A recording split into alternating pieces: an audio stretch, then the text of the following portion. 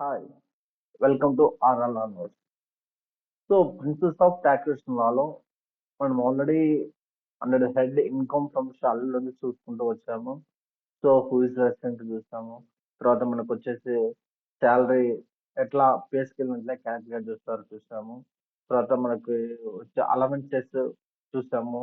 HRA చూసాము. Allowances లో partly full example అన్ని చూసాము. సో ఇప్పుడు మనకి ఇన్కమ్ ఫ్రమ్ శాలరీలో that the head of income from శాలరీలో సో పర్క్విజైట్స్ ను ఈ రోజు చూద్దాం. సో పర్క్విజైట్స్ మీన్స్ ఏంటంటే ఇన్ ఇండియన్ ఇన్కమ్ ట్యాక్స్ లాలో perquisites are benefits or amenities provided by an employer to an employee over and above their regular salary or wages. ఇవేంటంటే benefits ఇప్పుడు allowances ఎలా ఇస్తున్నారో సో సపోజ్ మనకు allowances లో HRA ఇస్తున్నారు. HRA అదేంటంటే ఇతనే ఎంప్లాయర్ తన హౌస్ తీసుకున్నప్పుడు అప్పుడు అతను హౌస్ కోసం ఇంత హెచ్ఆర్ఏ అవసరం అలవెన్స్ ఇస్తున్నారు. కానీ ఇక్కడ హెచ్ఆర్ఏ ప్లేస్ లో నేరుగా హౌస్ హౌస్ రెంట్ అకామిడేషన్ ఇచ్చాడు. హౌస్ అకామిడేషన్ ఇచ్చాడు. సో ఇటువంటిప్పుడు ఎటువంటి క్యాలిక్యులేషన్ చేస్తావు నువ్వు? ఏ విధంగా నువ్వు క్యాలిక్యులేషన్ తీసుకుంటావు? సో అది ట్యాక్సిబులా నాన్ ట్యాక్సిబులా? సో ఈ పర్క్విజెస్ అన్ని కూడా ట్యాక్సిబుల్. కొన్ని ఎగ్జాంపుల్ ట్యాక్సిబుల్స్, కొన్ని ఎగ్జాంపుల్ పర్క్విజెస్ ఉన్నాయి, కొన్ని ట్యాక్సిబుల్ ఉన్నాయి. సో వాటన్నింటిని మనం నేరుగా చూద్దాము. The concept of perquisites is defined under section 17 subsection 2 of the Income Tax Act 1961 and their valuation rules are prescribed in Rule 3 of the Income Tax Rules. So ఇక్కడ ఈ పర్క్విజెస్ గురించి restriction ఇచ్చారు. So మన నేరుగా వెళ్ళిపోదాము. Principles of taxation Lalo పర్క్విజెస్ not taxable అంటే that means exempted పర్క్విజెస్. ఏవి మనం ఎగ్జాంప్టెడ్ చేసుకోవచ్చు పర్క్విజెస్ లో. సో ఎంప్లాయర్ అనేక విధాలమైన పర్క్విజెస్ ప్రొవైడ్ చేయొచ్చు.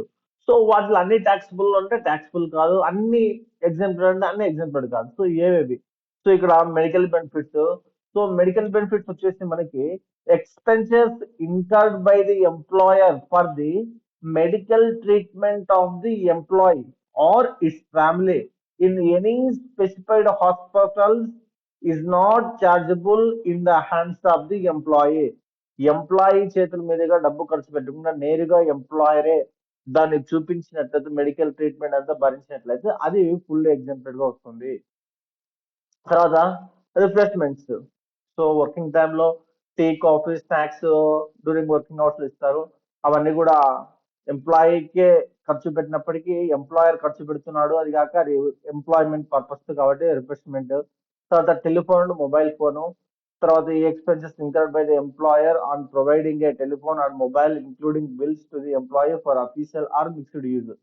పర్సనల్ యూజ్ కానీ ఆఫీస్ యూజ్ కానీ టెలిఫోన్, మొబైల్ ఫోన్ ఎక్స్పెన్సెస్ తీసేస్తున్నాడు. తర్వాత ల్యాప్టాప్, కంప్యూటర్. ఇప్పుడు సాఫ్ట్వేర్స్ అంటే కొంతమంది జాబ్ చేసేటప్పుడే సో వాళ్ళు ప్యాకేజ్ తో పాటు ల్యాప్టాప్ ఇవి కూడా ప్రొవైడ్ చేస్తుంటారు. ఇవి కూడా ఎగ్జాంప్టెడ్.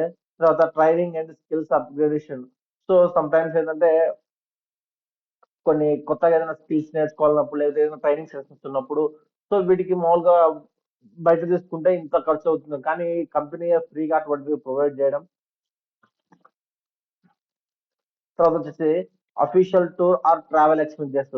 సో ఏమన్నా అఫీషియల్ టూర్స్ కానీ ఎక్స్పెన్సెస్ కానీ సపోజ్ వేరే కంట్రీస్ తో డీలింగ్స్ సపోజ్ బిజినెస్ పర్పస్ ఏదైనా కూడా ఇవన్నీ ఎంప్లాయరే తీసుకున్నప్పుడు సో అటువంటి పరిస్థితుల్లో కూడా ఏముందంటే ఇవన్నీ ఎగ్జాంప్టెడ్. ఇంకా వచ్చేసి ఎంప్లాయర్స్ కాంట్రిబ్యూషన్ టు ఈపీఎఫ్. మనకు ఆల్రెడీ ఇది ఎంప్లాయర్ ఏదైనా కాంట్రిబ్యూషన్ ఇచ్చేటప్పుడు ఇది 12% అప్ టు 12% చాలా వరకు ఎగ్జాంపుల్. తర్వాత ప్రకృతి allowed by government to its employees working out side India. ఎవరైతే మనకి అంబాసిడర్స్ లాగా వర్క్ చేస్తుంటారో సో అదర్ వేరే కంట్రీస్ లో సో అటువంటి పరిస్థితి కూడా సెక్షన్ 10 ఆఫ్ ప్రకారం ఈ పర్క్యులేట్స్ అనేవి కూడా ఎగ్జాంప్టెడ్ వస్తున్నాయి. తర్వాత rent free official residence to judge of supreme court, high court and officer of parliament, union minister. Suppose కొంతమంది వీళ్ళకి ఎవరికైతే వీళ్ళందరికి కూడా వాళ్ళు ఇచ్చే ఆ రెంట్ ఫ్రీ హౌసెస్ ఏ ఉన్నాయో అవన్నీ కూడా వీళ్ళకి ఎగ్జాంపుల్ కింద వస్తుంది. తర్వాత convenience allowance, specific allowance for official duties. Example transport allowance for physical challenged employees. So ఇటువంటివన్నీ కూడా పరికల్పిస్తే ఇవన్నీ కూడా ఎగ్జాంపుల్. సో సో మరి ఏవి ట్యాక్సిబుల్ అవుతాయంటే, ట్యాక్సిబుల్ పర్క్విజిట్స్ ఏమున్నాయంటే, so perquisites taxable in the hands of all employees specified or unspecified, that is the rent free accommodation. So first మనకి rent free accommodation ఇది ట్యాక్సిబుల్ అవుతుంది.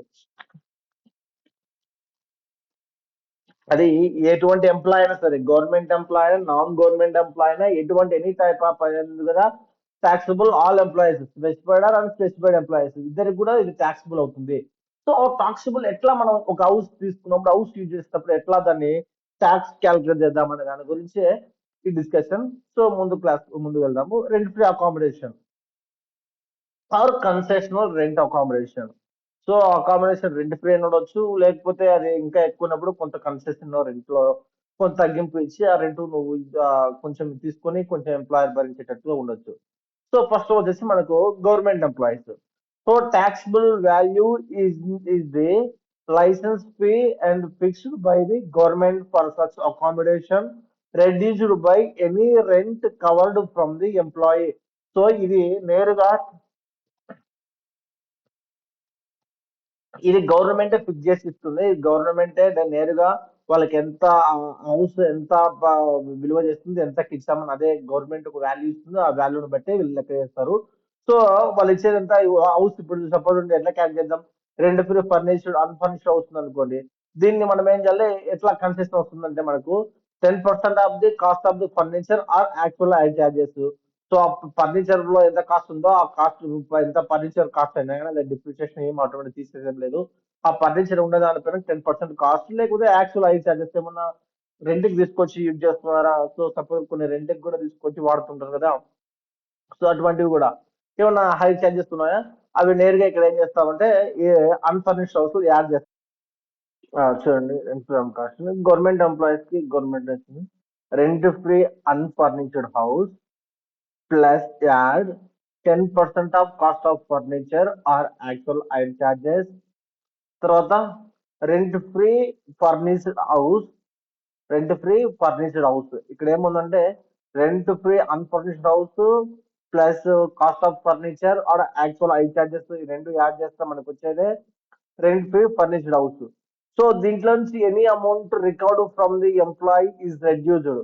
సో ఆల్రెడీ చెప్పాను కదా, ఏంటంటే ఏదైనా ఒకవేళ రెంట్ అకామిడేషన్ ఇచ్చి దాని కాస్ట్ అయి ఉన్నప్పుడు దాంట్లోంచి కొంచెం ఇప్పుడు ఒక ఇంటి హౌస్ 10,000 మంత్ అనుకోండి, ఓ 2,000 తీసుకోవడం, సో అటువంటి పరిస్థితుల్లో ఉంటే ఏమైనా తీసేసినదే కన్సెషనల్ హౌస్, అదే రెంట్ ఫ్రీ అకామిడేషన్.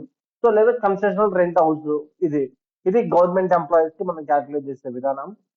శాలరీ అంటే శాలరీ ఇంక్లూడ్స్ ఏమొస్తుందంటే, so basic pay plus DA plus bonus plus commission plus all other taxable allowances plus any monetary payment which is chargeable to tax, any monetary payment which is chargeable to tax.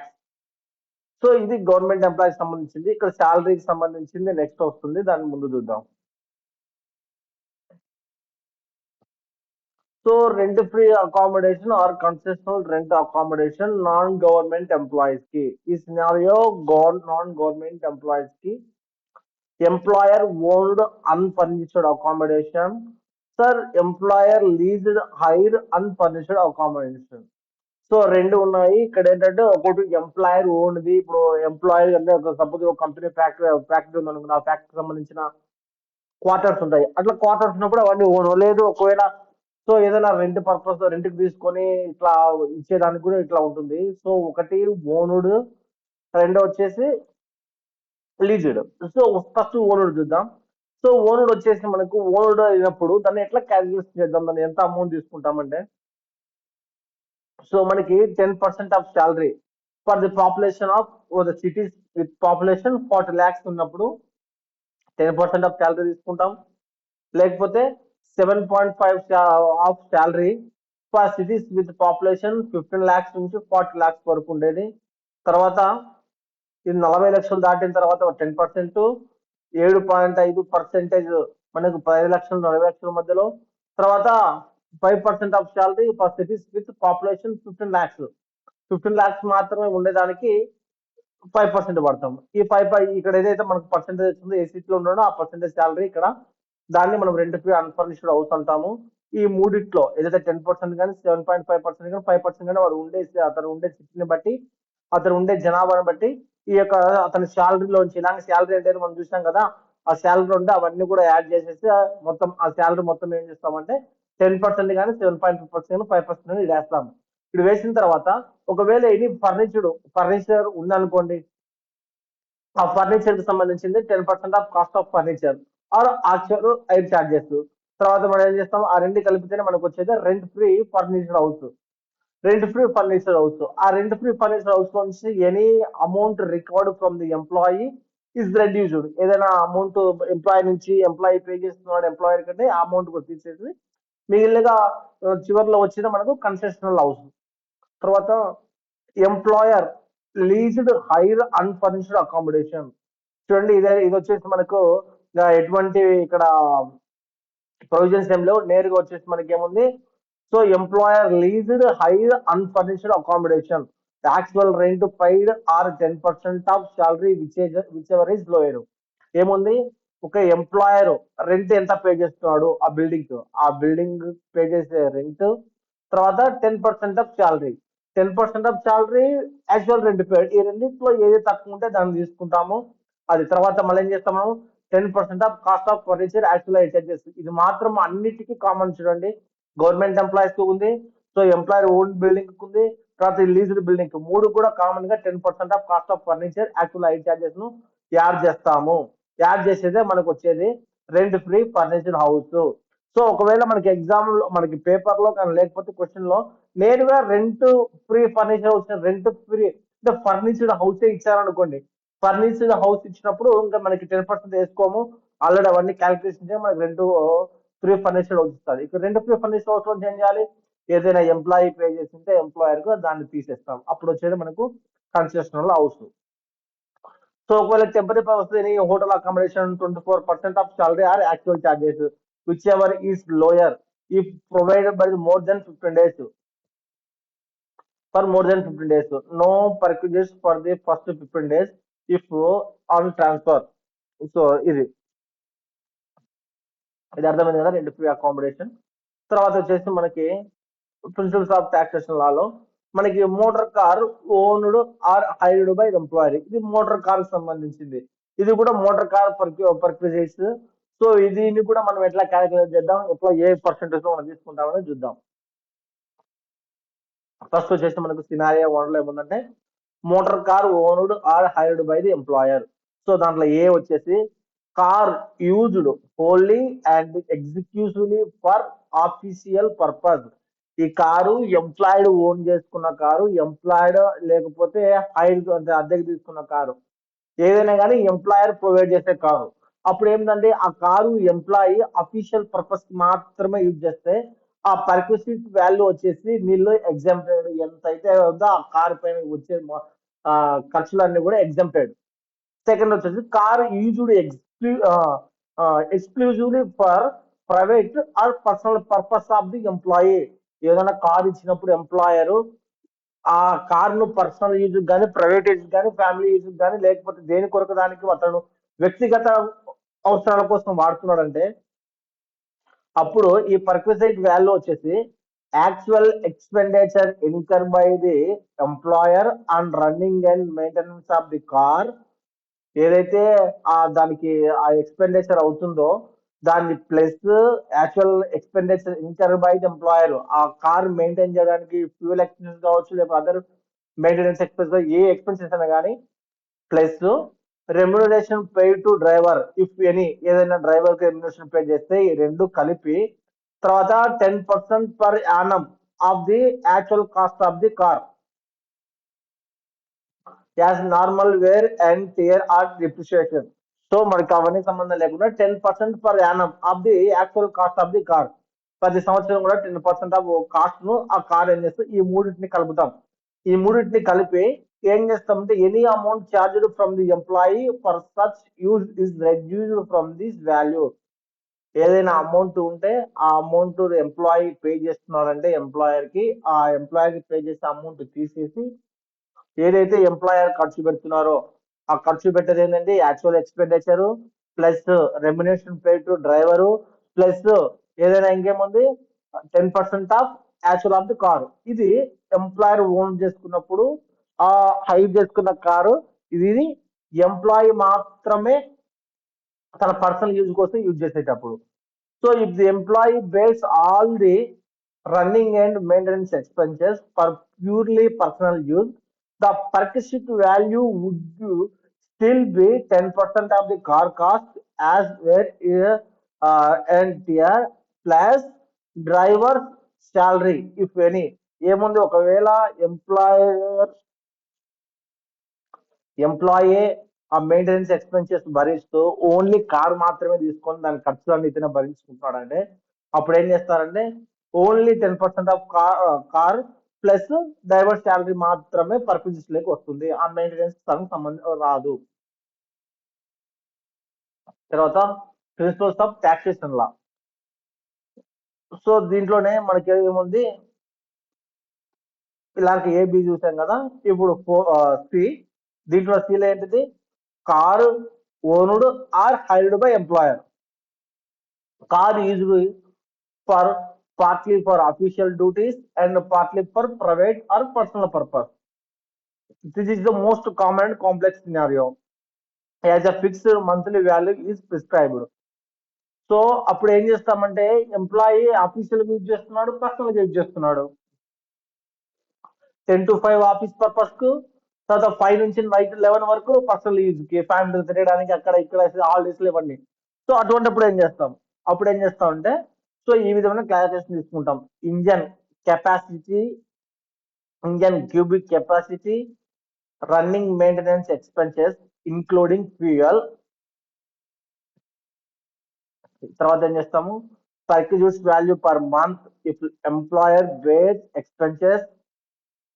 అప్పుడు ఏం చేస్తామంటే దీనికి ఈ మూడును ఇప్పుడు మనకు వచ్చింది ఏంటి, ఈ కెపాసిటీ ఏదైతే ఉందో engine capacity and running and maintenance ఉందో దాని ప్రకారంగా మనం క్యాల్కులేషన్ చేస్తాం.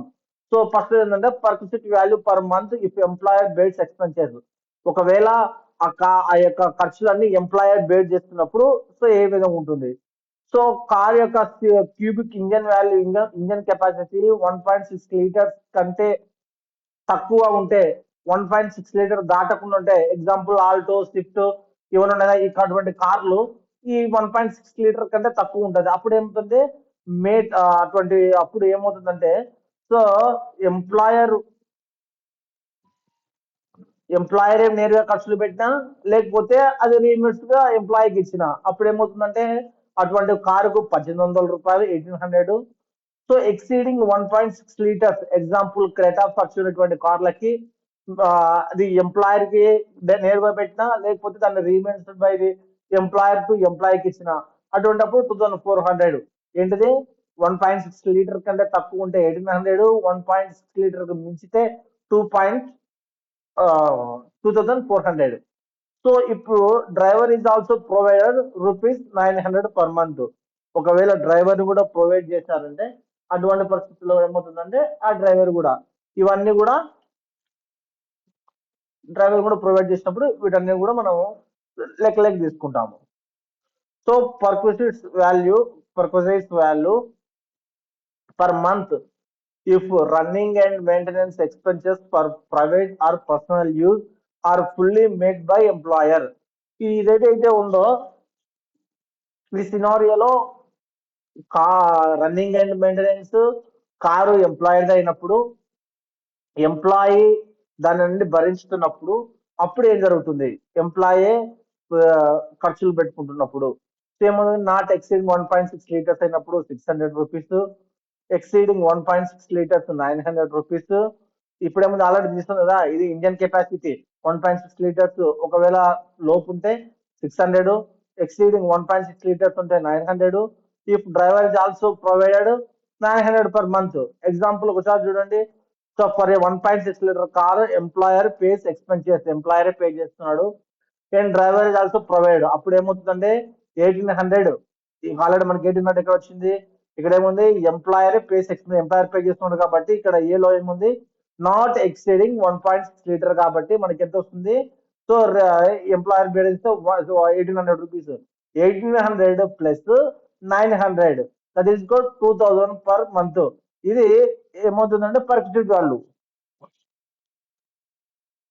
The amount recovered from employee, any amount recovered from the employee for the use of the car, example a fixed monthly charge, is not reducible from the fixed purchase value.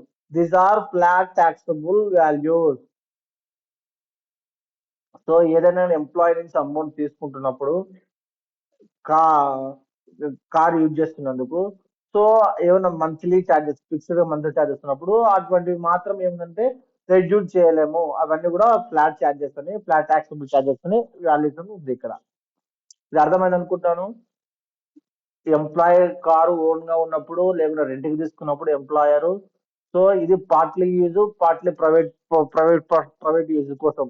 అప్పుడు official purpose సగము, private purpose. అటువంటిప్పుడు ఏమవుతుందంటే, so దాని running and maintenance, ఇప్పుడు car అంటేనే, even bike అంటేనే మనకు running maintenance అంటే ఫ్యూయల్ కానీ ఇంకోటి ఖర్చులు వస్తుంది. అటువంటి ఖర్చులు ఎంప్లాయర్ భరిస్తున్నప్పుడు అప్పుడు ఏమవుతుందంటే, ఒకవేళ ఆల్టో ఒక స్విఫ్ట్ కార్ అనుకోండి, మారుతి స్విఫ్ట్ కార్ అనుకోండి, సో ఈ కార్ కి ఎంత అవుతుంది? 1800 రూపీస్ ఇస్తారట. సో ప్లస్ డ్రైవర్ మొత్తం వచ్చేసి 2700 రూపాయలు పర్కు చేసాం ఉంటుంది. నెక్స్ట్ చూద్దాం సినారియో 2. ఇప్పుడు దాకా ఏం చూసాం మనం? Motor car owned by the employer చూసాం. ఇప్పుడు owned by the employee, but running and maintenance expenses are met or reimbursed by the employer. So car used wholly and exclusively for official purpose. First వచ్చేసి అదేంటంటే full exempted, office purpose కోసం మాత్రమే use చేస్తే exempted. తర్వాత car private personal expense అంటే actual amount ఏదైతే ఉందో అది మాత్రమే టాక్సబుల్ అవుతుంది. Actual amount of expenditure incur by the employer will be. So ఏదైతే కార్ యూజ్ చేయడానికి ప్రైవేట్ యూజ్ ఉందో అది ఒకవేళ ఇన్కర్ ఏదైనా ఉందో ఎక్స్పెండిచర్, అది ఎంప్లాయర్ ఇచ్చినట్లయితే అది టాక్సబుల్ అవుతుంది. తర్వాత car used partly for official duties and partly for private or personal purpose. Perquisite value వచ్చేసి actual amount of expenditure incurred by the employer, including driver's remuneration if any. So అంటే ఇప్పుడు ఏదైతే జరుగుతుందంటే మనకు ఫస్ట్ యాక్చువల్ అమౌంట్ ఎక్స్పెండిచర్ ఎంత అయిందో, incurred ఎంత అయిందో, ఎంప్లాయర్ ఎంత పే చేస్తున్నాడో యాక్చువల్ అమౌంట్, ఆ amount less the following fixed amounts deemed official use. దాంట్లో నుంచి ఇది తీసేస్తాం. ఏముంది? Engine capacity not exceeding 1.6 litres 1800 తీసేస్తాము. తర్వాత ఎక్సీడింగ్ 1.6 లీటర్ 2400 తీసేస్తాము. దేంట్లో నుంచి? యాక్చువల్ గా అమౌంట్ అయితే ఎంత ఎక్స్పెండిచర్ అయిందో ఆ ఎక్స్పెండిచర్ లో ఎంప్లాయర్ అయితే ఏదైతే ఇస్తున్నాడో ఎంప్లాయర్ ఇచ్చే దాంట్లో నుంచి, ఒకవేళ ఇంజన్ 6.9 లీటర్స్ అయితే అది 2400 తీసుకున్నాము, దాని తక్కువ ఉంటే 1800 ఇస్తా, దాంట్లో ఎగ్జాంపుల్ అవుతుంది, దాంట్లో తీసేస్తాము. తర్వాత లెస్ డ్రైవర్ కి ఏమైనా ప్రొవైడ్ చేసింటే దాన్ని అడిషనల్ గా 900 పర్ మంత్ కూడా దాన్ని లెస్ చేస్తాం. Example, employee owns a 1.8 litre car, employer reimburse the 10,000 for running and expenses monthly, driver is provide by employer. మనకి యాక్చువల్ గా రన్నింగ్ అండ్ మెయింటెనెన్స్ ఏదైతే ఉందో ఆ రన్నింగ్ అండ్ మెయింటెనెన్స్ సంబంధించి అమౌంట్ 10,000 ఇస్తున్నాడు ఎంప్లాయర్ రిమైన్స్ గా. దాంట్లో నుంచి మనం ఏం చేస్తామంటే అమౌంట్ రెడ్యూస్ 2400. ఎందుకు? ఇది 1.8 లీటర్ కాబట్టి మనకు దానికంటే 1.6 లీటర్ కంటే ఎక్సీడ్ అయితే 2400 పర్ మనకి దీన్ని తీసుకుంటాము. ప్లస్ 900, తర్వాత ఏముంది?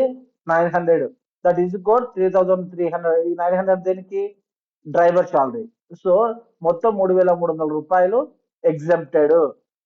తర్వాత టాక్సిబుల్ పర్క్విజిట్ వాల్యూ వచ్చేసి 10,000 మైనస్ ఇది ఏదైతే రేంజ్మెంట్, తర్వాత 3,300 ఇది exempted, that is code 6,700 per month ఇది టాక్సిబుల్ పర్క్విజిట్ వాల్యూ. ఇక్కడ కూడా అంతే, అలా ఎలా కూడా డిస్కస్ చేస్తాం కదా, ఇది ఏదైతే రన్నింగ్ అండ్ మెయింటెనెన్స్ ఎక్స్పెన్స్ ఉన్నాయో దాంట్లో నుంచి ఈ 600 900 మనకి ఎగ్జాంప్టెడ్ వస్తాయి. ఇక్కడ కూడా అంతే, మళ్ళీ దాంట్లో నుంచి ఏదైతే రన్నింగ్ అండ్ మెయింటెనెన్స్ వస్తుందో దాంట్లో నుంచి ఇవి మాత్రం ఎగ్జామ్టెడ్ ఉంటాయి. ఒకవేళ కార్ వాల్యూ 1.6 అయితే 1800 ప్లస్ డ్రైవర్ ఛార్జెస్ అది. సో ఇది. సో ఇంకేముందంటే ఏమన్నా for such special employees or any additional perquisites become tax. అదేంటంటే service of a sweeper, gardener, watchman or personal attendant if provide by employer. Employer ఏమన్నా provide చేసినట్లయితే, so employer provide చేస్తే employee కన్నా ఉచితంగా వచ్చినాయి కదా, అటువంటివన్నీ ఇన్కమ్ ట్యాక్స్ వదిలిపెట్టరు కదా. సో వాళ్ళకి కూడా అమౌంట్, వాళ్ళకి ఇచ్చే శాలరీని కూడా లెక్క చేసి ఏం చేస్తున్నారంటే ఎంప్లాయర్ ప్రొవైడ్ చేసిన దానికి ఎంత అమౌంట్, ఎంత శాలరీ ఇస్తున్నారో వాటిని కూడా ట్యాక్స్ లెక్క తీసుకుంటారు. తర్వాత supply of gas and electricity of water if provide for house hold consumption by the employer. So any ఇటువంటి ఏమంటే ఇటువంటివి కూడా. So if the employee is paying any amount in respect of such services, such amount shall be deducted from the value. ఈ sweeper కానీ, gardener కానీ, watchman కానీ, personal attendant కానీ, లేకుంటే గ్యాస్ కానీ, ఎలక్ట్రిసిటీ కానీ, ఏదైనా కానీ ఈ బిల్లులన్నీ ఎంప్లాయీ పే చేస్తున్నాడు. ఎంప్లాయీ మాత్రమే పే చేసినప్పుడు అవి ఎంప్లాయీ ఎంత పే చేస్తే అంత, ఎంప్లాయర్ ఎంత పే చేస్తే ఎంప్లాయర్ పే చేసినవన్నీ కూడా ట్యాక్సిబుల్ అవుతాయి. సో ఆ ఎంప్లాయర్ పే చేసిన దాంట్లో ఏమైనా కొంచెం పార్ట్ భాగంలో ఎంప్లాయీ కూడా పే చేసినట్లయితే ఎంప్లాయీ ఎంతైతే ఇస్తున్నాడో అంత ఇచ్చినది తీసేసి మిగిలినది ట్యాక్సిబుల్ అవుతుంది. సో ఇది మనకు principles of taxation Lalo perquisites. ఈ పర్క్విజిట్స్ వాల్యూ ఏం చేస్తామంటే తీసుకెళ్లి నేరుగా టాక్సబుల్ శాలరీ కింద వేసేసి దీన్ని కూడా క్యాల్కులేట్ చేద్దాం. ఇంత వాల్యూ మనం అలవెన్సెస్ ఎలా